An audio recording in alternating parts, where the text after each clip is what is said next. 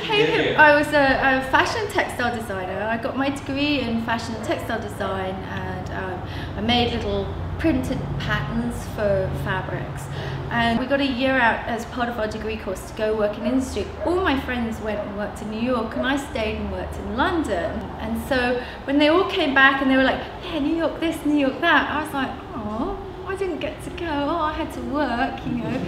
So when I graduated, I actually got offered 4 jobs by the people that I'd worked with. And I was like, no, I'm going to New York. I got offered 1 in New York. So I took the 1 in New York, I sold my apartment, I went out to New York. First day I woke up in New York, I didn't have a map, I just went out and I walked for hours and I got completely lost. I ended up, I don't know where I ended up, but I just ended up hanging out somewhere, sitting around, like talking to weird people. And the way I managed to survive was I just rambled to myself. And because I had this big skateboard that a friend made me, so I just skateboard around on this skateboard barefoot, and everybody was like, okay, she's this crazy English person. And by accident, all my friends worked in fine art.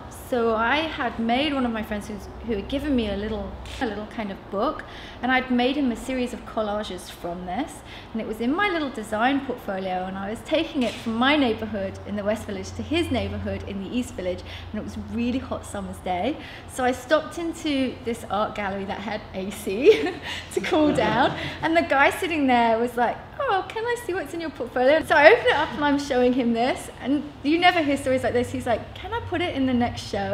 And I was like, oh, get out of here. And he's like, no, I'm serious. So he put me in the show, which was 10 female artists, and then he put me in the next 3.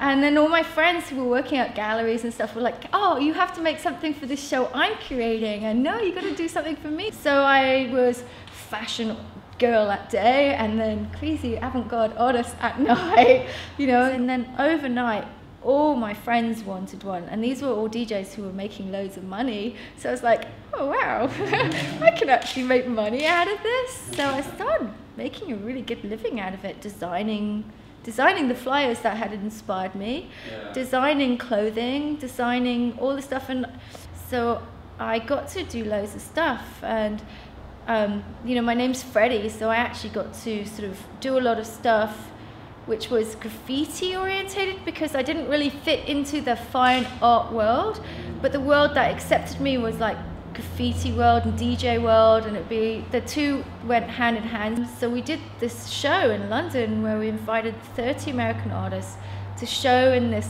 really nice, outgoing, high-end gallery in the Portobello Road. We didn't realize it would be this huge thing, like so many people turned up that cars couldn't get down the street.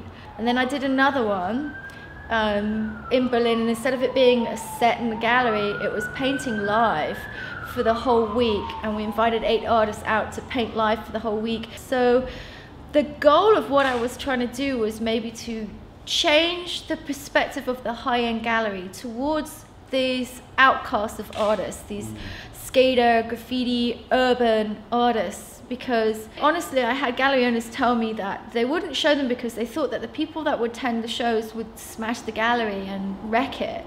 So I picked specifically really nice looking galleries. And I got these guys painting graffiti live for a week with DJs and alcohol all week long, and get to see that it's not about these kids running around wrecking stuff, it's art. And I think the museums and all those people have turned away from it, now embrace it because they realize that there's mass culture for it now. I have graffiti pieces all over my house because simply I don't want to look at landscapes. You know, I want something I relate to. So does all the other people who grew up in that culture.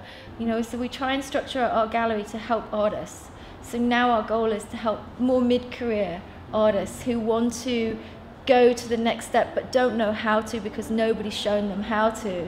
So we're hoping that our artists will then go on to go to even bigger and better galleries or museums. So we're working with those, you know, higher end institutes and galleries to look at these artists, to take them on to that step.